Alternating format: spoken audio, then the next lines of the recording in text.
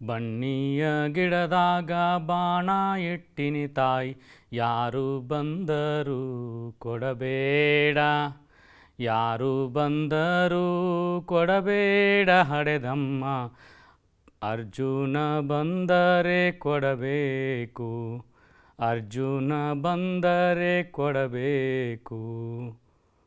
ಆತ್ಮೀಯರೇ, ಎಲ್ಲರಿಗೂ ನಮಸ್ಕಾರಗಳು.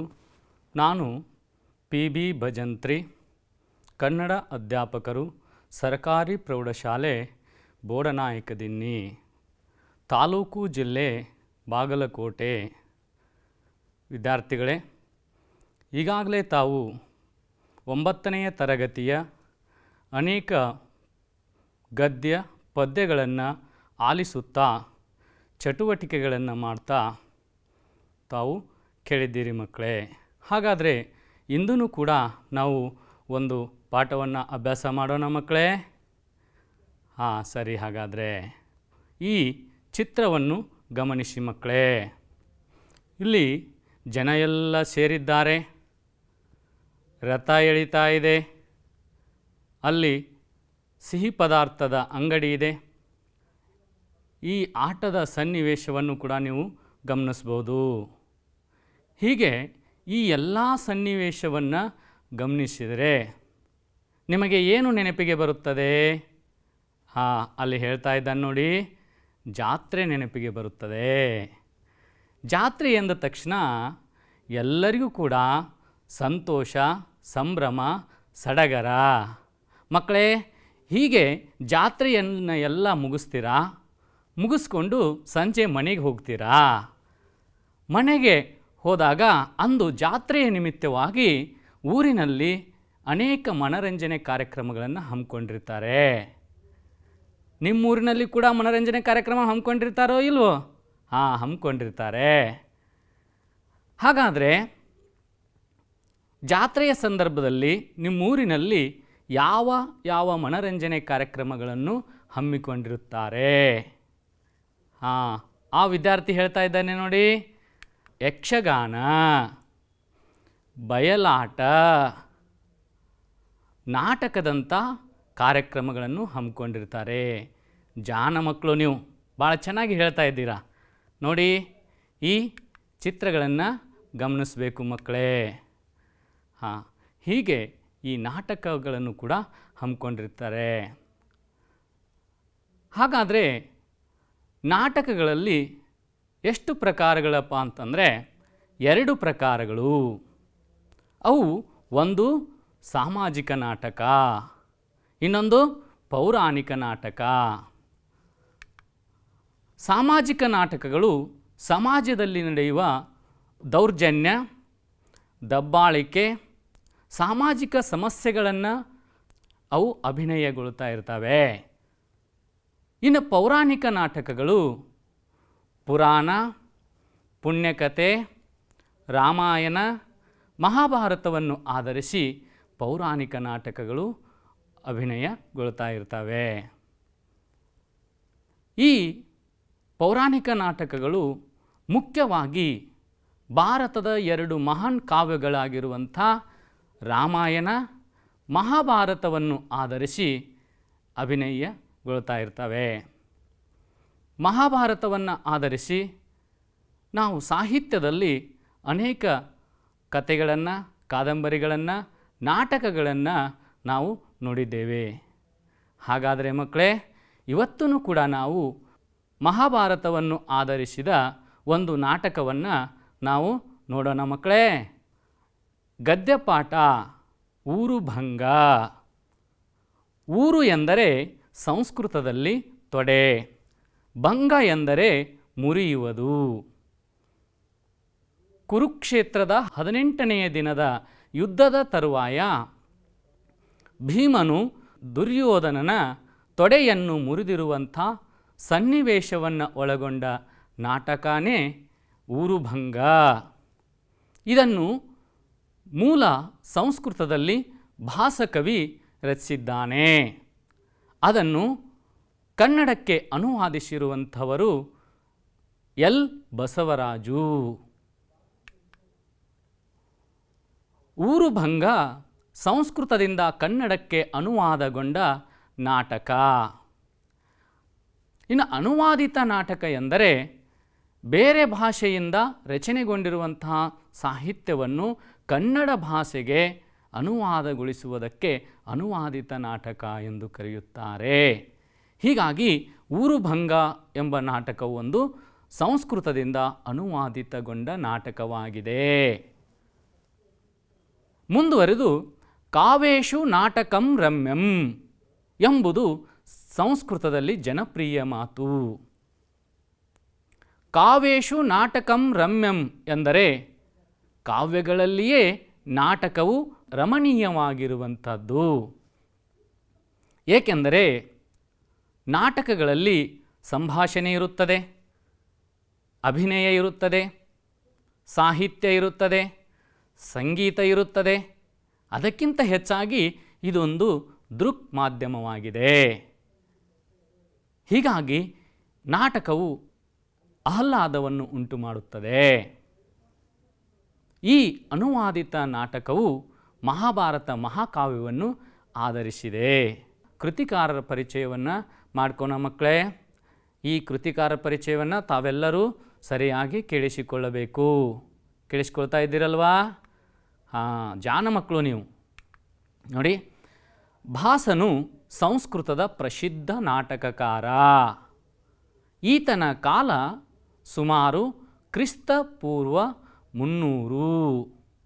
ಮುಂದುವರೆದು ಈತ ದಕ್ಷಿಣ ಭಾರತದವನು.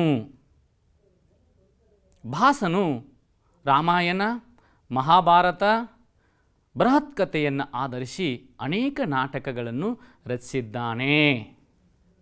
ಅವುಗಳೆಂದರೆ ಪ್ರತಿಜ್ಞಾ ಯೌಗಂಧರಾಯನ, ಸ್ವಪ್ನ ವಾಸವದತ್ತ, ಚಾರುದತ್ತ, ಪ್ರತಿಮಾ ನಾಟಕ, ಅಭಿಷೇಕ, ಯಜ್ಞಫಲ, ಪಂಚರಾತ್ರ, ಮಧ್ಯಮ ವ್ಯಾಯೋಗ, ಕರ್ಣಭಾರ, ಊರುಭಂಗ ಮುಂತಾದ ನಾಟಕಗಳನ್ನು ರಚಿಸಿದ್ದಾನೆ.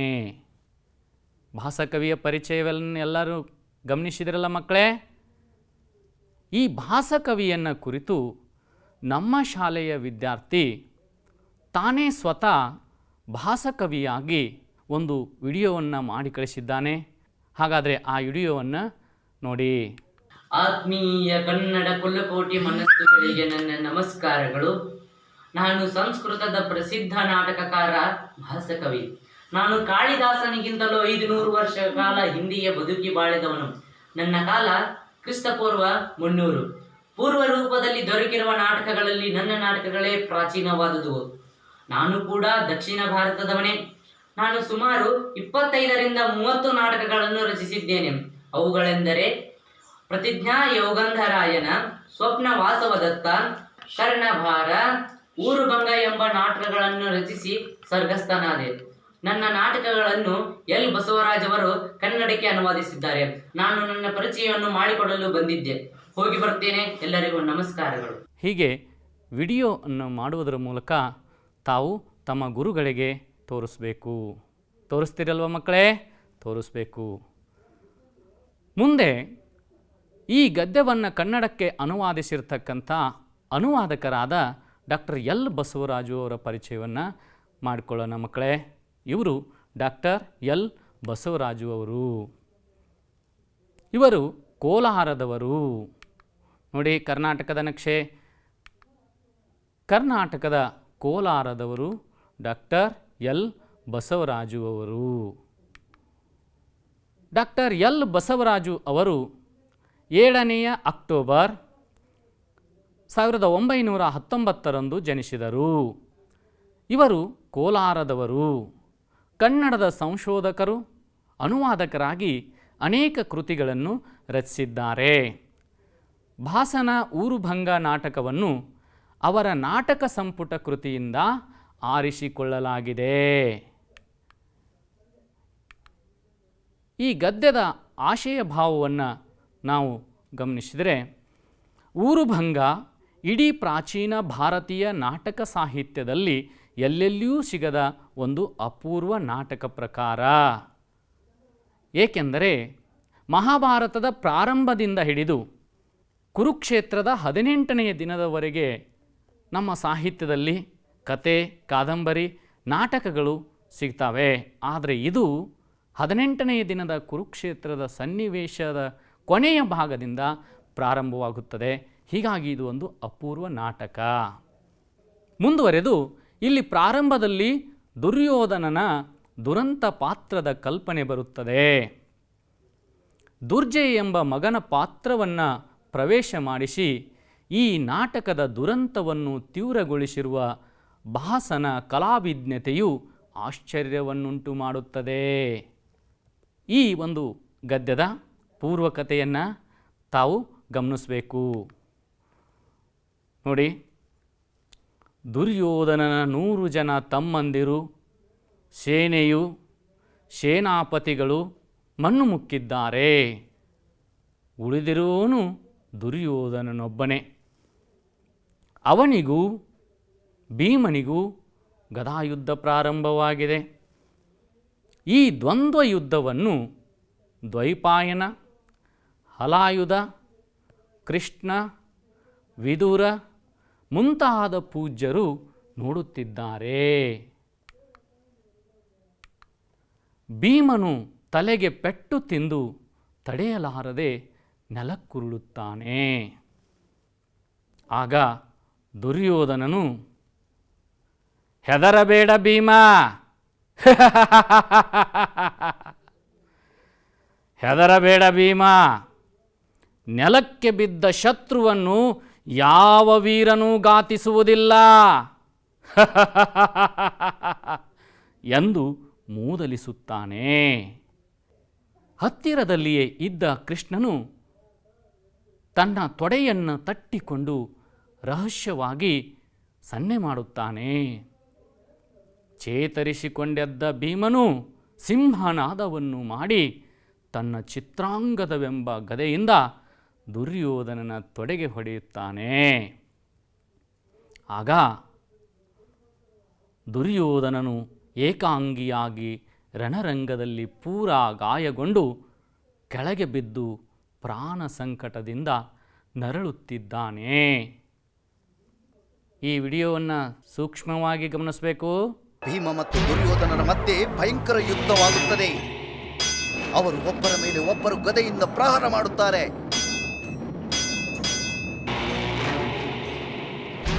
ಭೀಮನ ಹೊಡೆತದಿಂದ ಬಿದ್ದ ದುರ್ಯೋಧನ ಹಾರಿ ಎದ್ದು ನಿಲ್ಲುವನು.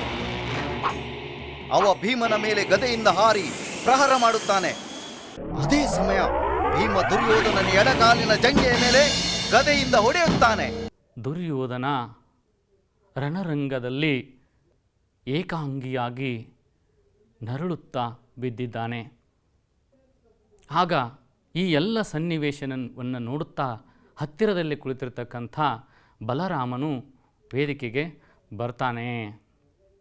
ಬಂದು ಏನು ಹೇಳುತ್ತಾನೆ ಬಲರಾಮನು? ಎಲೆಲೆ ಪಾರ್ಥಿವರೇ, ಇದು ತರವಲ್ಲ. ಶತ್ರುಬಲಕ್ಕೆ ಮೃತ್ಯು ಸ್ವರೂಪವಾದ ಈ ನನ್ನ ಹಲಾಯುಧವನ್ನೂ ಗಮನಿಸದೆ, ಯುದ್ಧ ನಿಯಮವನ್ನೂ ನನ್ನನ್ನು ಸಕ್ಕಿನಿಂದ ನಿರ್ಲಕ್ಷಿಸಿ ತೊಡೆಗಳಿಗೆ ಹೊಡೆದು ದುರ್ಯೋಧನನನ್ನು ಭೀಮನು ನೆಲಕ್ಕುರುಳಿಸಿಬಿಟ್ಟ. ಅಯ್ಯ ದುರ್ಯೋಧನ, ಒಂದು ನಿಮಿಷ ಪ್ರಾಣವನ್ನು ಬಿಗಿ ಹಿಡಿದುಕೋ. ನನ್ನ ಹಲಾಯುಧದಿಂದ ಭೀಮನೆದೆಯನ್ನು ಒತ್ತು ಬರುತ್ತೇನೆ. ಹೀಗೆ ರೋಷಾವೇಶದಿಂದ ಬಲರಾಮನು ಹೇಳುತ್ತಾನೆ. ನೋಡಿ ಅವನ ಮಾತುಗಳಲ್ಲಿ ಯಾವ ರೀತಿಯಾಗಿರುವಂಥ ರೋಷಾವೇಶದೆ. ಇದು ಒಳ್ಳೆಯದಲ್ಲ. ಅಯ್ಯ ದುರ್ಯೋಧನ, ಒಂದು ನಿಮಿಷ ಪ್ರಾಣವನ್ನು ಬಿಗಿ ಹಿಡಿದುಕೋ. ನನ್ನ ಹಲಾಯುಧದಿಂದ ಭೀಮನೆದೆಯನ್ನು ಒತ್ತು ಬರುತ್ತೇನೆ ಎಂದು ರೋಷಾವೇಶದಲ್ಲಿ ಹೀಗೆ ಹೇಳುತ್ತಾನೆ. ಆಗ ಅಲ್ಲಿಯೇ ಇರುವಂಥ ದುರ್ಯೋಧನನು, ಪ್ರಸನ್ನರಾಗಬೇಕು ಭಗವಾನ್ ಹಲಾಯುಧ, ಪ್ರಸನ್ನರಾಗಬೇಕು. ಭೂಮಿಯಲ್ಲಿ ಬಿದ್ದ ನಾನು ಇದೋ ನಿಮ್ಮ ಕಾಲಿಗೆ ಬಿದ್ದೆ. ಮೊದಲು ನೀವು ರೋಷವನ್ನು ಬಿಡಿ. ಕುರುಕುಲದ ಪಿತೃಗಳಿಗೆ ಜಲಾಂಜಲಿಯನ್ನು ಕೊಡಲು ಪಾಂಡವ ಮೇಘಗಳು ಜೀವಿಸಿರಲಿ. ನಮ್ಮ ವೈರ, ನಮ್ಮ ಯುದ್ಧದ ಮಾತುಕತೆ ಮತ್ತು ನಾವು ಎಲ್ಲವಿಂದಿಗೆ ನಿರ್ನಾಮವಾಯಿತು. ನೋಡಿ, ಹಿಂದೊಂದು ದಿನ ದುರ್ಯೋಧನನು ಛಲವಂತನಾಗಿ ದರ್ಪದಿಂದ ಆಡಳಿತವನ್ನು ಮಾಡಿರುವಂತಹ ದುರ್ಯೋಧನನ ಬಾಯಿಂದ ಇಂದು ಶಾಂತತೆಯ ಮಾತುಗಳು ಬರ್ತಾ ಇದ್ದಾವೆ. ಗುರುಕುಲದ ಪಿತೃಗಳಿಗೆ, ಅಂದರೆ ಈಗಾಗಲೇ ತೀರಿಕೊಂಡಿರ್ತಕ್ಕಂಥ ಅನೇಕ ಹಿರಿಯರಿಗೆ, ಅಲ್ಲಿ ಯಾರೋ ಕೇಳ್ತಾ ಇದ್ದಾರೆ ನೋಡಿ ಮಕ್ಕಳು, ಏನು ಜಲಾಂಜಲಿ. ಜಲಾಂಜಲಿ ಪದದ ಅರ್ಥನಾ? ಸರಿ ಸರಿ ಸರಿ. ಜಲಾಂಜಲಿ ಎಂದರೆ ತರ್ಪಣ, ಜಲವನ್ನು ತರ್ಪಣ ಕೊಡುವುದು, ಜಲತರ್ಪಣ. ಅದಕ್ಕಾದರೂ ಕೂಡ ಪಾಂಡವರ ಮೇಘಗಳು ಅಂದರೆ ಪಾಂಡವರ ಮಕ್ಕಳು ಜೀವಿಸಿರಲಿ. ನಮ್ಮ ಯುದ್ಧದ ಮಾತುಕತೆ ನಾವು ಎಲ್ಲವಿಂದಿಗೆ ನಿರ್ನಾಮವಾಯಿತು. ನೋಡಿ ಯಾವ ರೀತಿಯಾಗಿ ಪಶ್ಚಾತ್ತಾಪದ ಮಾತುಗಳು ದುರ್ಯೋಧನನ ಬಾಯಿಂದ ಬರುತ್ತಿದ್ದಾವೆ. ಬಲರಾಮನಿಗೆ ಸಮಾಧಾನವಿಲ್ಲ. ಬಲರಾಮ ಹೀಗೆ ಹೇಳುತ್ತಾನೆ, ಕೇಳು, ಪಾಂಡವರನ್ನೆಲ್ಲ ಈ ನನ್ನ ಹಲಾಯುಧದಿಂದ ನುಗ್ಗುನೂರಿ ಮಾಡಿ ಸ್ವರ್ಗಕ್ಕೆ ತೂರಿ ಬಿಡುತ್ತೇನೆ ಎಂದು ರೋಷಾವೇಶದಿಂದ ಮತ್ತೆ ಬಲರಾಮ ಹೇಳುತ್ತಾನೆ. ನೋಡಿ, ಗಮನಿಸಿ ಮಕ್ಕಳೇ, ಅಲ್ಲಿ ಹಲಾಯುಧ ಪದದ ಅರ್ಥ ನೇಗಿಲು ಆಕಾರದ ಆಯುಧ. ಕಾಣ್ತಾ ಇದೆಯಲ್ಲ ಚಿತ್ರದಲ್ಲಿ, ಗಮನಿಸಬೇಕು ಮಕ್ಕಳೇ. ಮುಂದುವರೆದು ದುರ್ಯೋಧನ ಹೇಳ್ತಾನೆ, ಬೇಡಿ, ತಾವು ಹಾಗೆ ಮಾಡಬೇಡಿ. ಭೀಮನು ತನ್ನ ಪ್ರತಿಜ್ಞೆಯನ್ನು ನೆರವೇರಿಸಿಕೊಂಡು ಬಿಟ್ಟ. ನನ್ನ ತಮ್ಮಂದಿರು ಸ್ವರ್ಗಸ್ಥರಾದರು, ನಾನು ಸಾವನ್ನೆದುರು ನೋಡುತ್ತಿದ್ದೇನೆ. ಇನ್ನು ಯುದ್ಧದಿಂದೇನು ಪ್ರಯೋಜನ? ಆಗ ಬಲರಾಮನು, ನನ್ನ ಕಣ್ಣೆದುರಿಗೆ ನಿನ್ನನ್ನು ಮೋಸಗೊಳಿಸಿದರಲ್ಲ ಎಂದು ನನಗೆ ರೋಷ. ನೋಡಿ, ಇಲ್ಲಿ ಒಂದು ಕಡೆ ದುರ್ಯೋಧನನ ಪಶ್ಚಾತ್ತಾಪದ ಮಾತುಗಳು ಬಂದರೆ, ಇನ್ನೊಂದು ಕಡೆ ಬಲರಾಮನ ರೋಷಾವೇಶದ ಮಾತುಗಳು. ಅಲ್ಲಿ ಬೇಡಿ, ತಾವು ಹಾಗೆ ಮಾಡಬೇಡಿ ಎಂದು ದುರ್ಯೋಧನ ಹೇಳಿದಾಗ, ನನ್ನ ತಮ್ಮಂದಿರು ಸ್ವರ್ಗಸ್ಥರಾದರು, ದುಶ್ಯಾಸನಾದಿಯಾಗಿ ಅನೇಕ ಸಹೋದರರು ಸ್ವರ್ಗಕ್ಕೆ ಹೋಗಿಬಿಟ್ಟಿದ್ದಾರೆ. ನಾನು ಕೂಡ ಈಗೋ ಆಗೋ ಎನ್ನುತ್ತಿದ್ದೇನೆ, ಸಾವನ್ನೆದುರು ನೋಡುತ್ತಿದ್ದೇನೆ. ಇನ್ನು ಯುದ್ಧದಿಂದ ಏನು ಪ್ರಯೋಜನ? ನೋಡಿ, ಆ ದುರ್ಯೋಧನನ ಮಾತಿನಲ್ಲಿ ದುಃಖದ ಭಾವ, ಸನ್ನಿವೇಶ ಇಲ್ಲಿ ಕಟ್ಟಿಕೊಳ್ತಾ ಇದೆ. ಆದರೂ ಕೂಡ ಬಲರಾಮನಿಗೆ ರೋಷ ಆವೇಶದ ಮಾತುಗಳು ಬರ್ತಾ ಇದ್ದಾವೆ. ದುರ್ಯೋಧನನು ಹೀಗೆ ಹೇಳುತ್ತಾನೆ, ಅಯ್ಯ, ನಾನಿಂದು ನನ್ನ ಪ್ರಾಣಕ್ಕೆ ತಕ್ಕ ಮೌಲ್ಯವನ್ನು ಪಡೆದಂತಾಯಿತು. ಏಕೆಂದರೆ ಭೀಮನಂತವನಿಗೆ ನನ್ನನ್ನು ಮೋಸದಿಂದಲ್ಲದೆ ನೆಲಕ್ಕುರುಳಿಸಲಾಗಲಿಲ್ಲ. ಆ ಭೀಮನು ಹತ್ತಿ ಉರಿಯುವ ಅರಗಿನ ಮನೆಯಿಂದ ಬಹಳ ಚತುರತೆಯಿಂದ ಪಾರಾದ. ಇಲ್ಲಿ ದುರ್ಯೋಧನ ಹೀಗೆ ಹೇಳ್ತಾ ಇದ್ದಾನೆ, ಅಯ್ಯ, ನಾನಿಂದು ನನ್ನ ಪ್ರಾಣಕ್ಕೆ ತಕ್ಕದಾಗಿರ್ತಕ್ಕಂಥ ಬೆಲೆಯನ್ನು, ಮೌಲ್ಯವನ್ನು ಪಡೆದಂತಾಯಿತು. ಏಕೆಂದರೆ ಭೀಮನಂತವನಿಗೆ ನನ್ನನ್ನು ಮೋಸದಿಂದಲ್ಲದೆ ನೆಲಕ್ಕುರುಳಿಸಲಾಗಲಿಲ್ಲ. ಚಿತ್ರವನ್ನು ಗಮನಿಸಿ ಮಕ್ಕಳೇ. ಹತ್ತಿ ಉರಿಯುವ ಅರಗಿನ ಮನೆಯಿಂದ ಬಹಳ ಚತುರತೆಯಿಂದ ಪಾರಾದ. ಮುಂದುವರೆದು, ಕುಬೇರನ ಮನೆಯಲ್ಲಾದ ಯುದ್ಧದಲ್ಲಿ ತನ್ನ ಕಡೆಗೆ ಬೀಸಿದ ದೊಡ್ಡ ದೊಡ್ಡ ಬಂಡೆಗಳನ್ನು ಸ್ವಶಕ್ತಿಯಿಂದ ಹಿಂದಕ್ಕೆ ಪುಟನೆಗೆಸಿದ. ಹಿಡಿಂಬನೆಂಬ ರಾಕ್ಷಸರೊಡೆಯನ ಪ್ರಾಣವನ್ನು ಹಿಂಡಿದ. ಅಂಥವನೂ ಇಂದು ನನ್ನನ್ನು ಮೋಸದಿಂದ ಗೆದ್ದನೆಂದರೆ ನಾನು ಸೋತಂತಾಗಲಿಲ್ಲ. ಯೋಚಿಸಿ ನೋಡಿ. ಅಷ್ಟೇ ಅಲ್ಲ, ಹಿಡಿಂಬ ಎಂಬ ರಾಕ್ಷಸರೊಡೆಯ ಹಿಡಿಂಬಾಸುರನನ್ನು ಕೂಡ ಆತನ ಪ್ರಾಣವನ್ನು ಹಿಂಡಿರುವಂಥವನು ಭೀಮ. ಅಂಥವನೂ ಕೂಡ ಇಂದು ನನ್ನನ್ನು ಮೋಸದಿಂದ ಗೆದ್ದನೆಂದರೆ ನಾನು ಸೋತಂತಾಗಲಿಲ್ಲ. ಇಲ್ಲಿ ಮಕ್ಕಳೇ ಒಂದು ಪದ ಗಮನಿಸಿ, ಪ್ರಾಣವನ್ನು ಗಮನಿಸ್ತಾ ಇದ್ದೀರಲ್ವಾ? ಹಾಂ, ಹಾಗೆ ಮುಂದುವರೆದು ಆಗಲೇ ಒಂದು ಪದ ಹೇಳಿದೆ ನಾನು, ಏನದು? ಪ್ರಾಣವನ್ನು. ಹಾಗೆಯೇ ಈ ಚಿತ್ರವನ್ನು ಗಮನಿಸಿ, ಒಂದು ಪದವನ್ನು ಬರೆಯಿರಿ ಮಕ್ಕಳೇ, ಬರೀರಿ ಎಲ್ಲರೂ. ಹಾಗೆಯೇ ಮುಂದಿನ ಚಿತ್ರವನ್ನು ಗಮನಿಸಿ, ನೋಡಿ, ಕಬ್ಬಿನ ನಾಟಿಗೆ ತಯಾರುಗೊಂಡಿರ್ತಕ್ಕಂಥ ಹೊಲ ಇದೆ ಅದು. ಆ ಚಿತ್ರವನ್ನು ಗಮನಿಸಿ ಪದವನ್ನು ಬರೆಯಿರಿ. ನಾನು ಆಗಲೇ ಹೇಳಿರ್ತಕ್ಕಂಥದ್ದು ತಮ್ಮ ಗಮನದಲ್ಲಿರಬೇಕು. ಹಾಗೆ ಮೂರನೇ ಚಿತ್ರ, ಅಲ್ಲಿ ಹೇಳ್ತಾ ಇದ್ದಾನೆ ನೋಡಿ ಮಗು, ಏನದು? ಶಾಲೆ. ಅದನ್ನು ಕೂಡ ಆ ಪದವನ್ನು ಆಧರಿಸಿ ಪ್ರತ್ಯಯವನ್ನು ಸೇರಿಸಿ ಬರಿಬೇಕು. ಇಲ್ಲಿ ನೋಡಿ ಏನಿದೆ? ಮನೆ. ಸರಿ, ಅದನ್ನು ಕೂಡ ಒಂದು ಪದವನ್ನು ಬರೆಯಿರಿ. ಬರಿತಾ ಇದ್ದೀರಲ್ಲ? ಬರೆಯಿರಿ ಮಕ್ಕಳೇ. ನೀವು ಬರೆದಿರ್ತಕ್ಕಂಥ ಪದಗಳು ಸರಿಯಾಗಿದ್ದಾವೋ ಇಲ್ಲವೋ ಅಂತಕ್ಕಂಥದ್ದನ್ನು ಗಮನಿಸಿ. ನೋಡಿ, ಮೊದಲನೇದ್ದು ಮರವನ್ನು, ಹೊಲವನ್ನು, ಶಾಲೆಯನ್ನು, ಮನೆಯನ್ನು. ಹೀಗೆ ನಿಮ್ಮ ಪಠ್ಯಪುಸ್ತಕದಲ್ಲಿ ಅನೇಕ ರೀತಿಯಾಗಿರ್ತಕ್ಕಂತಹ ಸಂಧಿ ಪದಗಳು ಬರ್ತಾ ಇರ್ತವೆ.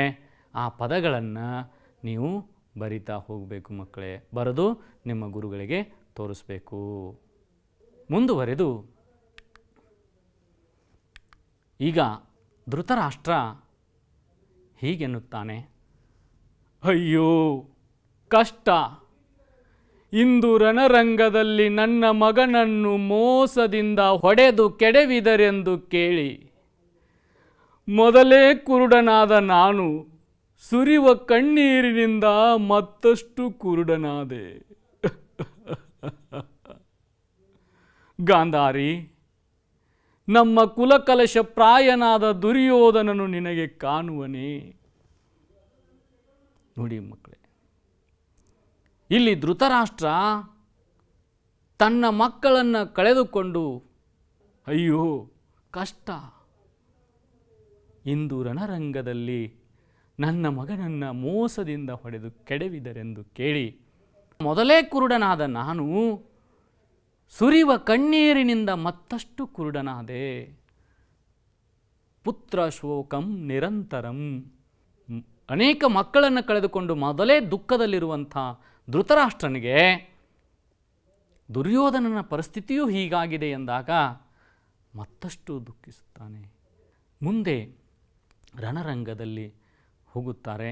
ಹೋದಾಗ ಗಾಂಧಾರಿ ಹೇಳ್ತಾಳೆ, ಇಲ್ಲ ಮಹಾರಾಜ ಎಂದಾಗ ಧೃತರಾಷ್ಟ್ರ ದುಃಖ ಬಂದು ಹೇಳುತ್ತಾನೆ, ಇಲ್ಲವೇ, ಅಯ್ಯೋ, ನೋಡಲೇಬೇಕಾದ ಕಾಲದಲ್ಲಿಯೂ ನಾನು ನನ್ನ ಮಗನನ್ನು ನೋಡಲಾರದಾದೆ.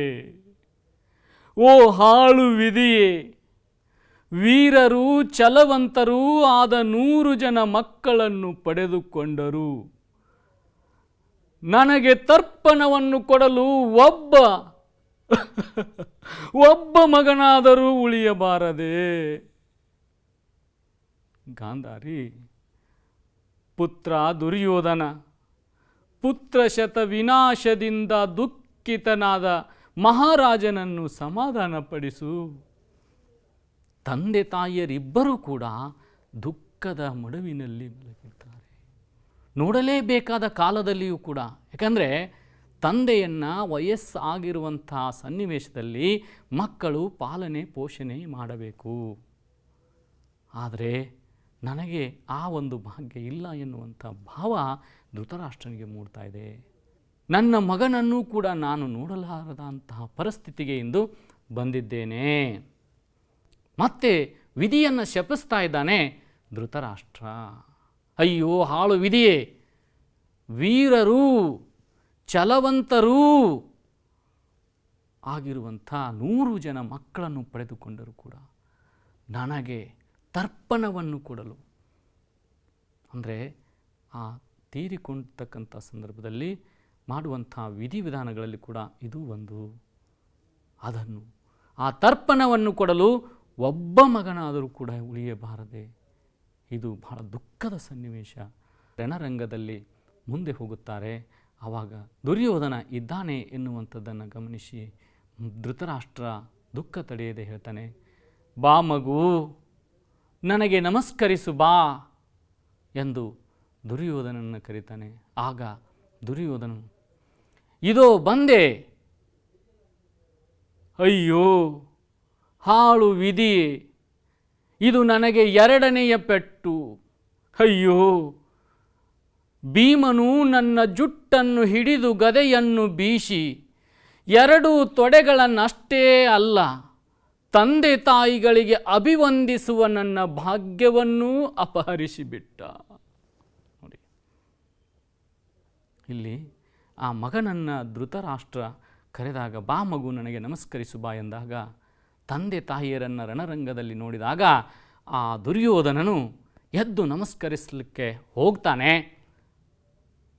ಏಳುವಷ್ಟರಲ್ಲಿ ಮತ್ತೆ ದೊಪ್ಪೆಂದು ನೆಲಕ್ಕೆ ಬೀಳುತ್ತಾನೆ. ಅಯ್ಯೋ ಹಾಳು ವಿಧಿಯೇ, ಇದು ನನಗೆ ಎರಡನೆಯ ಪೆಟ್ಟು, ಅಯ್ಯೋ ಭೀಮನು ನನ್ನ ಜುಟ್ಟನ್ನು ಹಿಡಿದು ಗದೆಯನ್ನು ಬೀಸಿ ಎರಡೂ ತೊಡೆಗಳನ್ನು ಅಷ್ಟೇ ಅಲ್ಲ, ತಂದೆ ತಾಯಿಗಳಿಗೆ ಅಭಿವಂದಿಸುವ. ನೋಡಿ, ಅಭಿವಂದಿಸು, ಗೌರವದಿಂದ ವಂದಿಸು. ಮಕ್ಕಳೇ, ಪದಗಳನ್ನು ಗಮನಿಸ್ತಾ ಬರ್ಕೊಳ್ತಾ ಹೋಗಬೇಕು. ಇದುವರೆಗೂ ಈ ಒಂದು ಸನ್ನಿವೇಶವನ್ನು ತಾವು ತಿಳ್ಕೊಂಡ್ರಿ. ಇಲ್ಲಿ ಪ್ರಾರಂಭದಲ್ಲಿ ಬಲರಾಮನ ರೋಷಾವೇಶ,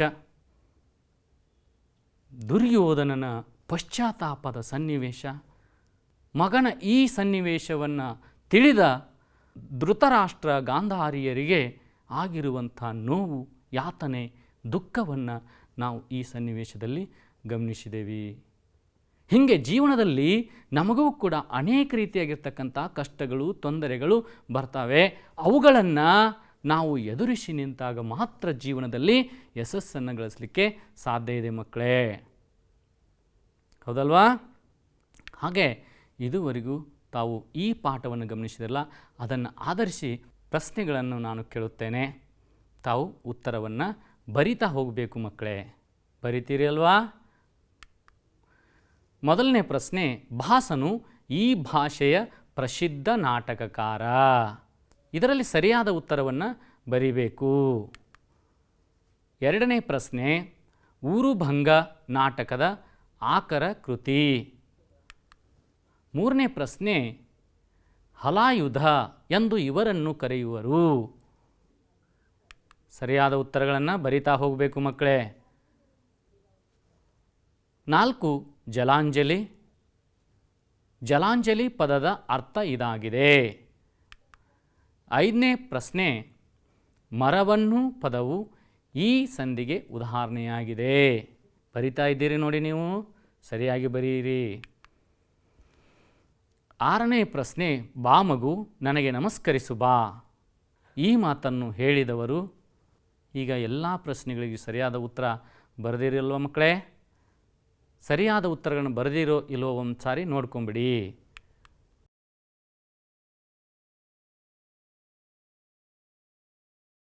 ನೋಡಿ, ನೀವು ಬರೆದಿರ್ತಕ್ಕಂಥ ಉತ್ತರಗಳೆಲ್ಲ ಸರಿ ಇದ್ದಾವೆ, ಹೌದಲ್ವಾ? ಹಾಗಾದರೆ ಚೆನ್ನಾಗಿ ನೀವು ಪಾಠವನ್ನು ಕಲ್ತಿದ್ದೀರಿ. ಈಗ ಗೃಹಪಾಠವನ್ನು ಬರೆದುಕೊಳ್ಳಿ ಮಕ್ಕಳೇ. ಪ್ರಶ್ನೆ 1, ದುರ್ಯೋಧನ ಬಲರಾಮರ ಸಂಭಾಷಣೆಯನ್ನು ಬರೆಯಿರಿ. ಪ್ರಶ್ನೆ 2, ಇದುವರೆಗೆ ಹೇಳಿರುವ ಪಾಠದ ಸಾರಾಂಶವನ್ನು ಬರೆಯಿರಿ. ಈ ಪ್ರಶ್ನೆಗಳಿಗೆ ನೀವು ಉತ್ತರವನ್ನು ಬರೆದು ನಿಮ್ಮ ಗುರುಗಳಿಗೆ ತೋರಿಸಬೇಕು. ಎಲ್ಲರಿಗೂ ನಮಸ್ಕಾರಗಳು.